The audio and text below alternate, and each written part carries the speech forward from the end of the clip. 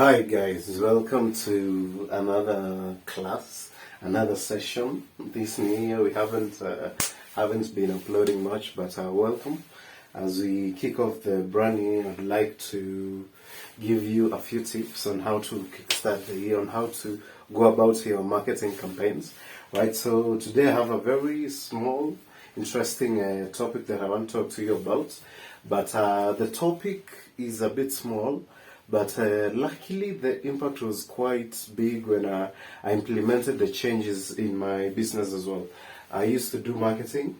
I still do marketing. So when I was at that level of marketing, I used to market products, but the reach out was not good. The ROI was not optimal, was not good for business. So when I changed a few things, and this is one of the things that I changed, when I came to understand the impact that these things have on my marketing, I decided to change them. And when I did, I saw a certain plummeting of my results. So I would like to share the discovery with you. So today my topic is going to be on types of markets.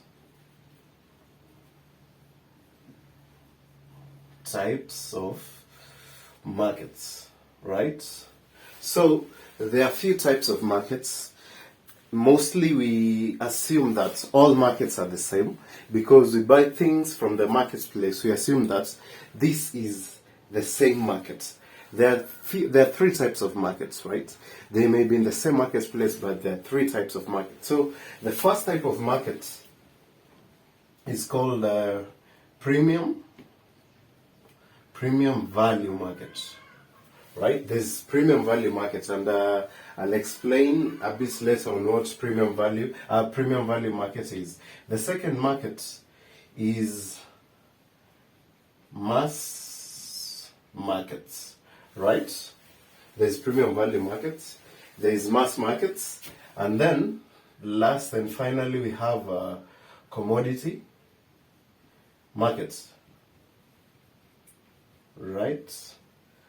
So, just from the names alone, we can perceive that definitely there are types of markets, and these markets cannot be the same as this market. This market cannot be the same as this market. So, what is the difference between these three types of markets? So, let's kickstart with the commodity market. So, what's a commodity market? What's a commodity market? A commodity market is anything that you buy that has utility and that has purpose, but it has no emotional connection to you whatsoever. It has utility, it has purpose, but it has no emotional connection to you whatsoever. What do I mean by this? I mean the products that are in this commodity market, they are products that are on sale.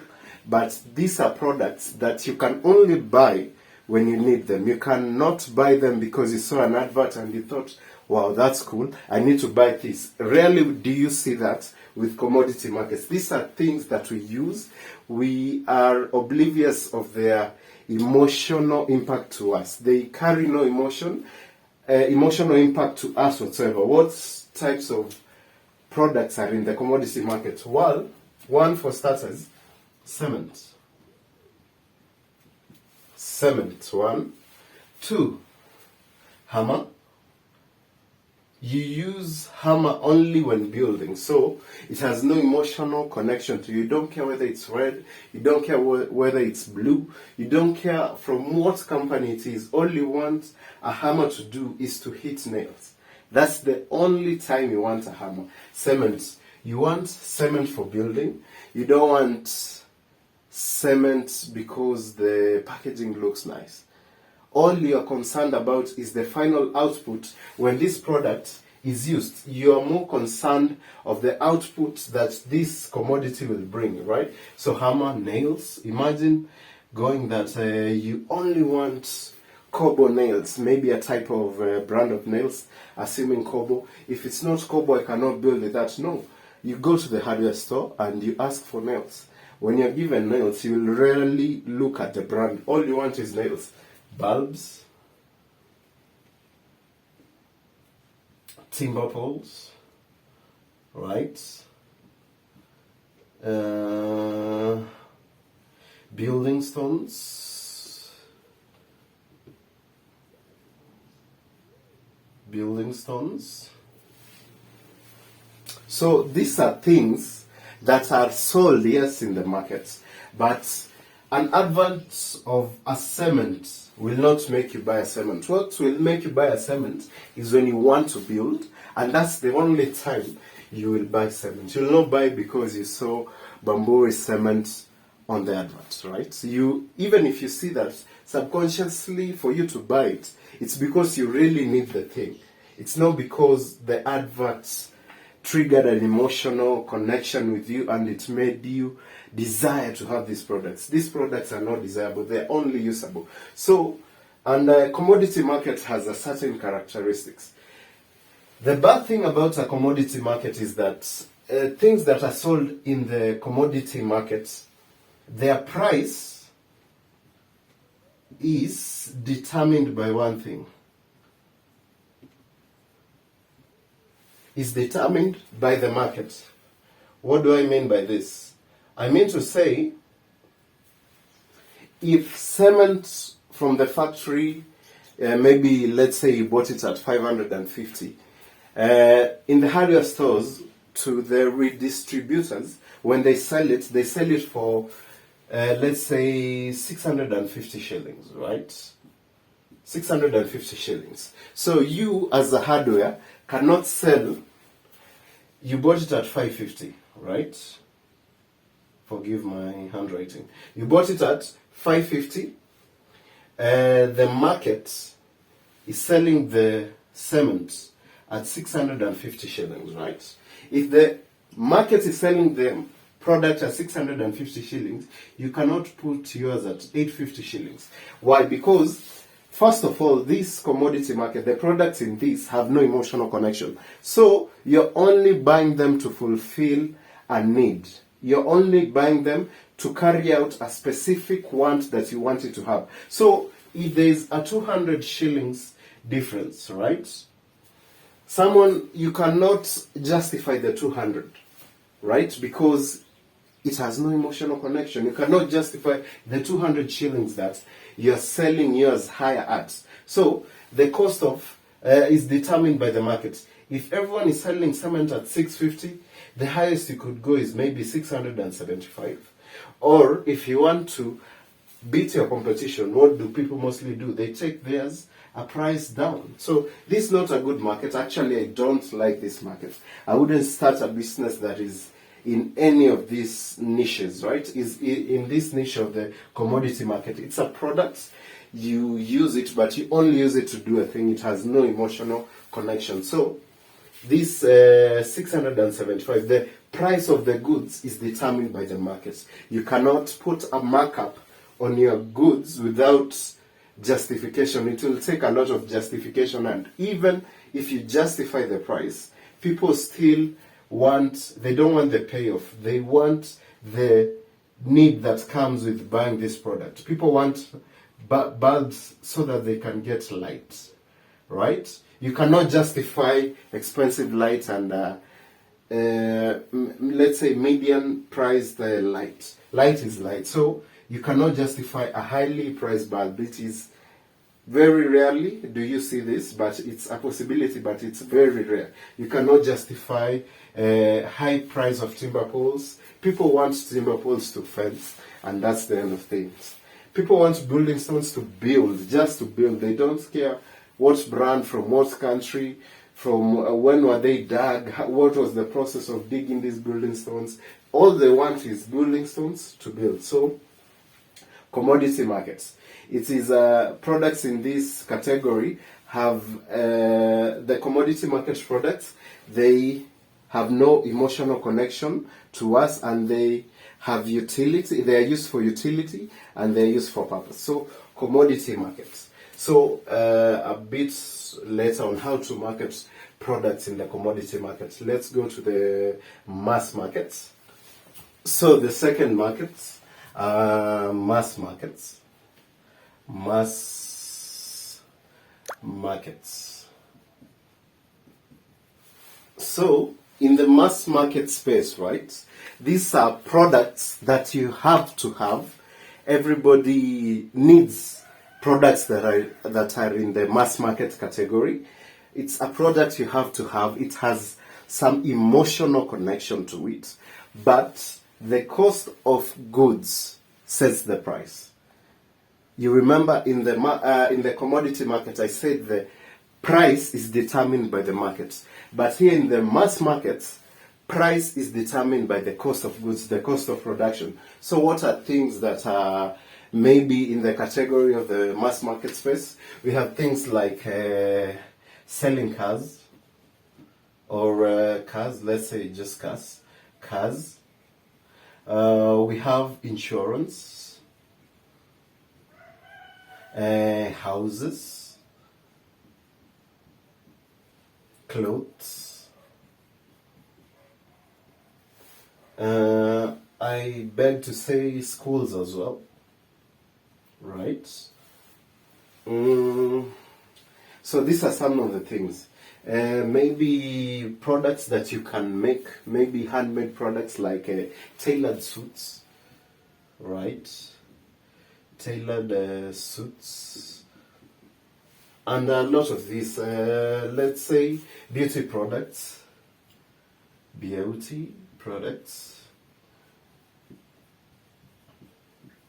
Right, and this is what like almost all of the entrepreneurs in the world are looking for. They want to fit in the mass markets because they know these mass markets, already the name says it all. It has a big mass of people. Most people will need cars in their life. Most people will need insurance in their life. Everybody needs a house. Everybody needs clothes. Everybody needs to go to school. So entrepreneurs mostly target these type of businesses because they know the masses are in these types of business. Only problem with this kind of market is that the cost of goods sets the price. So let's say beauty products. I import my beauty products. Let's say I'm an entrepreneur. I start selling beauty products I import my things from China to my country, and I start redistributing the products to local consumers. So let's say maybe for products, maybe let's say something like makeup kit, right? Makeup kit. I buy it for, let's say, 1,000 shillings. And there are few other products. There are very many other makeup kits in the market. Mine is not so special because it has a few. Maybe it's not as well marketed. It's not as expensive. So, if there are other makeup kits in the industry that go for 1,000, what do you think? At what cost do you think I'll sell mine? Most entrepreneurs, for them, this is a percentage equation. So they're always like 1,000 is 100%, right? So they think if I sell the thing for 1,000, this one, let's say inclusive import cost and everything inclusive, right? Everything inclusive. So for 1,000, they have the product. They have it, they have covered everything, so they need to make their markup. So what most entrepreneurs will do, they'll go from 30% all the way to 100% markup. So if it's 1,000, they'll sell the makeup kit. What most of the people in the entrepreneurship, what their thought pattern is, they need to target the masses so that they can make more sales. More sales equates to more money. So what they do here, they mark up this to maybe 50% more, so they 150%. So they might sell it for 1,500 shillings. They might sell it for 1,500 shillings. They might sell it after maybe a haggle to and fro with the client. After the client tries to get a bargain, they might go down to maybe 1,300 shillings. But their thinking is, if I sell enough of this per month, I'll be able to have 500 shillings, enough 500 shillings that can pay my rent, that can restock the product itself. And also, I am able, if I sell it at this amount, I am able to stay in business because I am selling it not at a price that is so much higher than my competition. Right?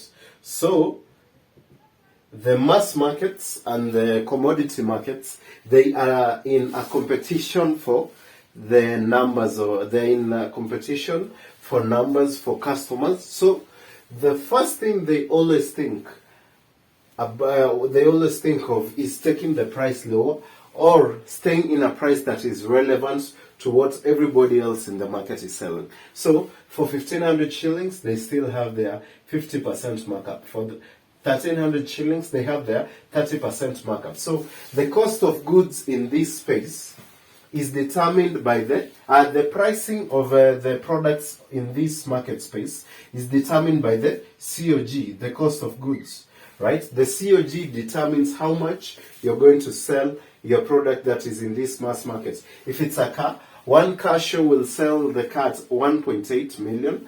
The salesman in that car, in that show, might take it up to 1.9. Another car shows the same car, they'll sell it from 1.85, right? So the cost of goods of the car, how much did they buy the car? They bought the car for 1.8 million shillings, or 1.7 million, let's say 1.7 million. So they are not willing to go so high that they will be out of market, but their price is mostly considering how much they bought the thing, the cost of goods, the cost of acquisition. So if it's a house, in this area, most 4-bedroom apartments go for 150,000. So if I come and build mine, because it's new, I might go a bit higher, 165,000. But I'm still willing to stay in the market price, in the price that is relevant to the market, that is not so much above my competition. So mass markets, they are better than commodity markets. The pricing of the products is determined by the cost of goods. But there is another market that I personally love. It's better than mass markets. It works better for me. So the third market is a premium value market. This is, I think, one of the best markets anyone in business would want to be in. I love it personally. Most of my businesses, I restructured them to fit the premium value market mentality. Most of my pricing, actually all of my pricing, is based on this model of the market. So premium value market, these are products I'd say that are in the market, and these are overpriced products. Let's start with that. Premium value markets are overpriced products that have all the emotional connection with the buyers. This may range from things like beauty products,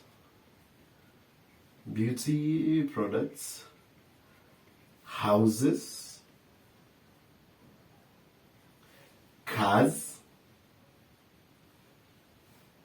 schools, right? In every product, I'd say there is a reciprocation of it. Mostly every product that can be in the mass market can be duplicated to come into the premium value market. Only difference will be the pricing. So houses, cars, beauty products, schools. So let's talk about in the market space, not marketing space, the market space. There are two types of values. There are two things that people consider when buying a thing. In the commodity market, people only consider what we call intrinsic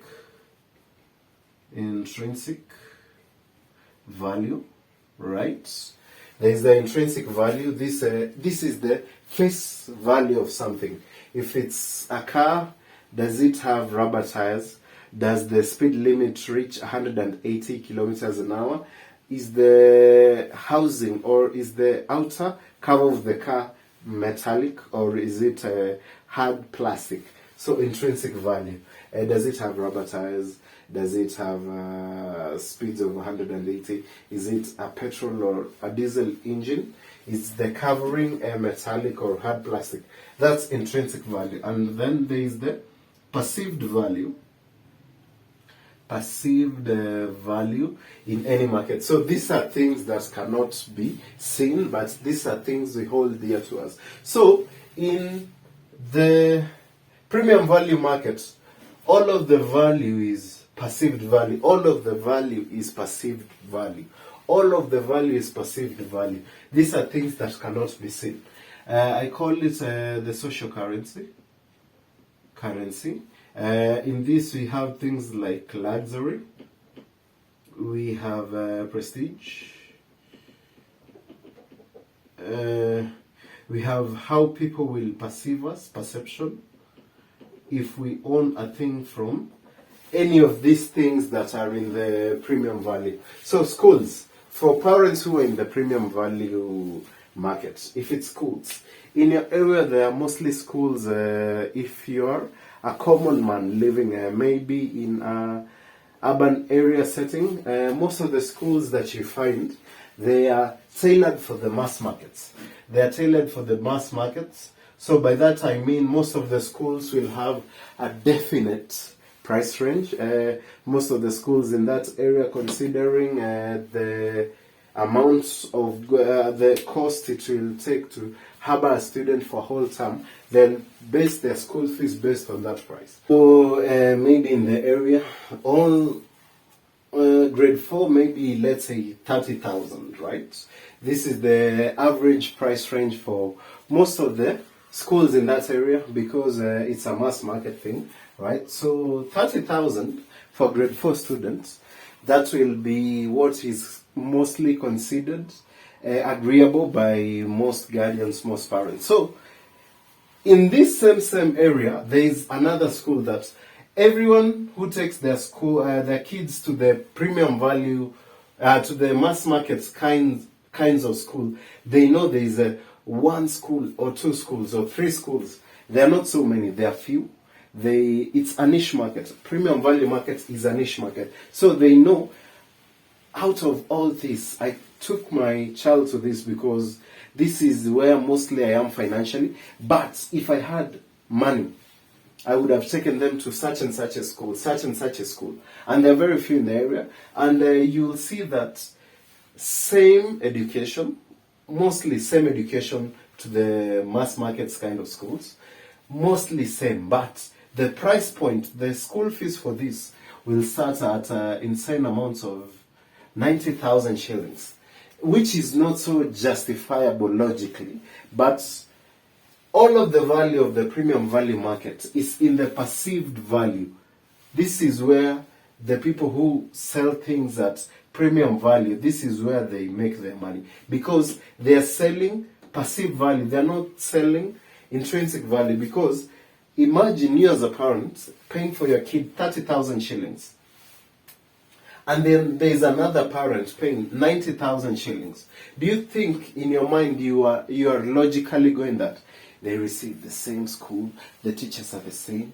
Definitely food is better in such a school. Definitely the teachers, you perceive them to be better.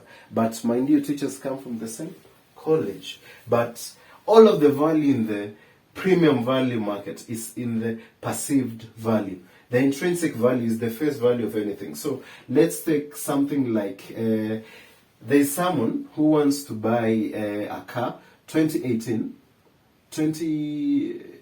model, a new car, accident-free, almost zero mileage, petrol engine. At 1 million shillings, they get a very clean Toyota Probox, right? A very clean one, accident-free, original paint, direct from the factory. 1 million shillings. And then there's another person who wants to buy a car. We're in the year 2024, but he knows of such a car. He knows of other cars going for 200,000, the old cars. He knows for other better cars than this going for 2 million. He knows all that. Same 2018 model, but he will go buy a car 2008 model. Petrol engine. The speed limit capacity maybe for this car is 230 kilometers per hour. Just 230. An excess of this one with 50 kmh, right? An excess of 50. But this car, he'll buy a Mercedes, right? S-Class. He will buy the same car for 4 million. 2008. Mind you, this is 2008. 10 years behind this one. 4 times expensive than this one. But they will still pay a fortune. A fortune for this S-Class. Yet the cars have the same intrinsic value. I'm trying to show you the difference between intrinsic and perceived. They have the same intrinsic value. All of them have rubber tires that when you go to refill the pressure, we all do 35. So they have the same rubber tires. They have the same material for the outside body, which is steel. They have petrol engine, both cars. Petrol engine, speed limits are this. Difference maybe 230, just 50. But he's paying 4 times more of this car. What is he buying? Because he's not buying the intrinsic value. There are things that come with a Mercedes car, owning a Mercedes car. One of them is respect, right? Respect. How people will respect me if I have a Mercedes. Perception. How will people perceive me? Perception. How will people perceive me if I have a Mercedes? He wants that social acceptance. Also, he will be accepted among people who are in the higher echelons of society, right?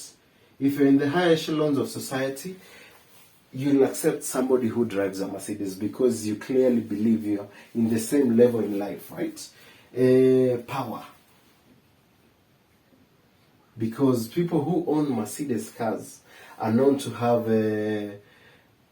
be wealthy people. So wealth comes with power. Wealth comes with opulence.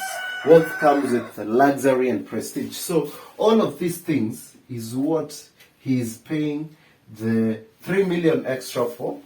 He is buying this for 3 million shillings. This is what he is buying. Logically speaking, payoff. It's called a payoff. The price of products in the premium value market is determined by the payoff, and the payoff is cannot always be put in terms of money. Cannot be monetized. You cannot put a price on respect.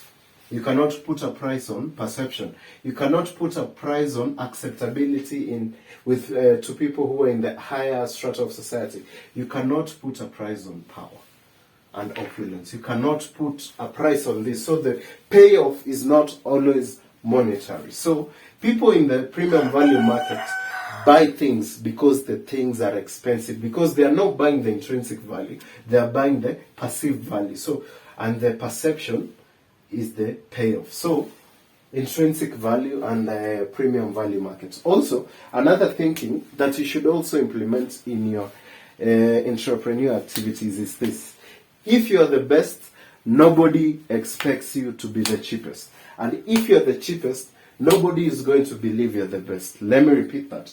If you're the best, nobody expects you to be the cheapest.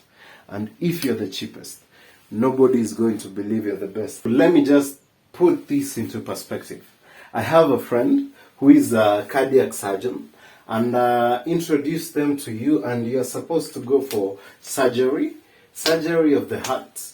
And they tell you that the surgery will cost you 1 million shillings. That is including the stitching, the tearing you apart, and everything going from the medicine to put you into a state of sleep, right? It's a knockout sleep, something like that. The surgery cost you 1 million shillings, right? and you decide not to go on with it at the moment, you tell them that you'll get back to them. And so, £1,000,000 is the price they have quoted for you. This is your life, remember, you're gambling with your life here. For £1,000,000, I'll do the surgery on you, I'll split your heart, try to remove what's the defect, and stitch you back again. So, £1,000,000. You tell them, you get back to them.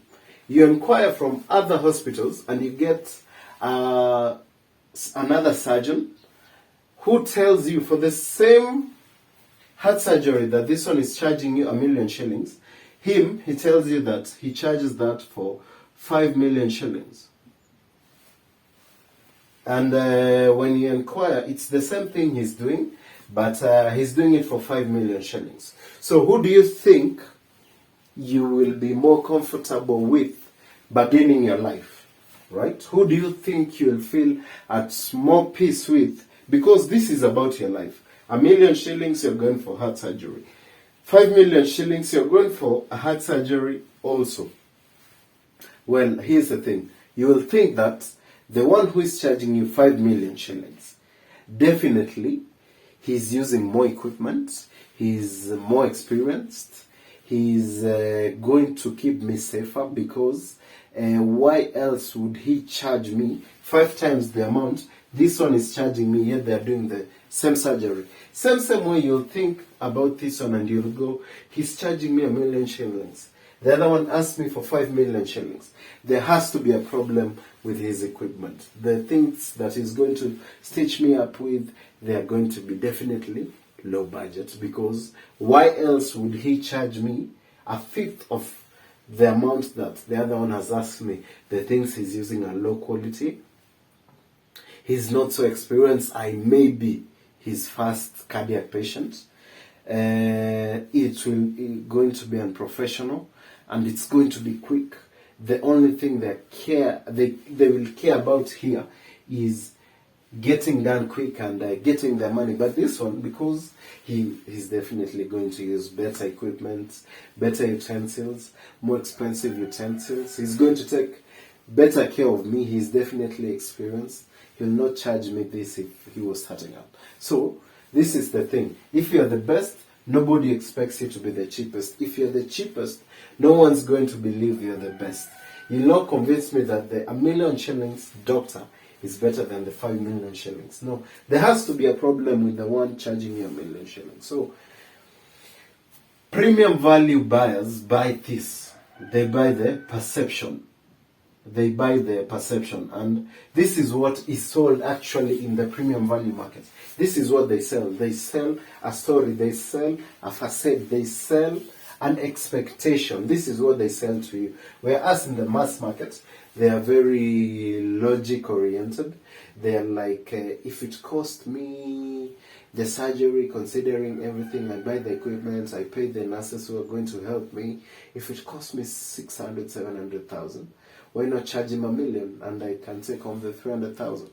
And this is the mindset that is going on in the mass market. But in the premium value market, they're not thinking of that. They're thinking of how they can give the best to their clients. So if they should give the best to their clients, they definitely have to pay the best, because they'll have better equipment, definitely. They'll have better experience, definitely. These are things that come with a high price point, the overcharged price. These are things that come with the overcharged price. So, premium value markets has emotions, and price is based on the payoff. It's not based on the intrinsic value. All of the value in a premium value market is based on the perceived value, not the intrinsic value. So, in the next class, I will teach you how to market things according to the type of market, because as you have seen, what people are buying in the premium value markets is not what people in the mass markets are buying. It's not what people in the commodity markets are buying. You only sell what the customer wants. If you want to be so good at sales, sell only what the customer wants to buy, not what you want to sell, right? The premium value market is the biggest hack in this. The customer wants to buy respect. The customer wants to buy perception. The customer wants to buy acceptability. The customer wants to buy power. These are the things they sell when they're selling things that are in the premium value space, right? So I'll teach you how to market a product according to the type of market. So until next time, I think that's all for today, my peeps. See you in the next session. So until then, stay woke. You can keep learning this, and as you learn this, try to figure out in what market are you, right? Try to figure out in what market are you. See what the same thing your competitors, not your competitors, people who you look up to in the same space that you're in, what they're doing different, compared to you. Because if you're in the same space with someone, if they're doing something better than you, if they have more clients and more things, they most likely have figured out what to sell, and you can look at what they're selling and what you have been selling compared to what they are selling, so you can change that. But in the next class, I'll teach you how to market a product if it's in the premium value market. I will also teach you how to remove products from the mass market to the premium value market, what to change in your pricing and what else, because it's not just about pricing, what to change in the mass market that you're in, that your products may be considered premium value. So until next time, adios, my peeps.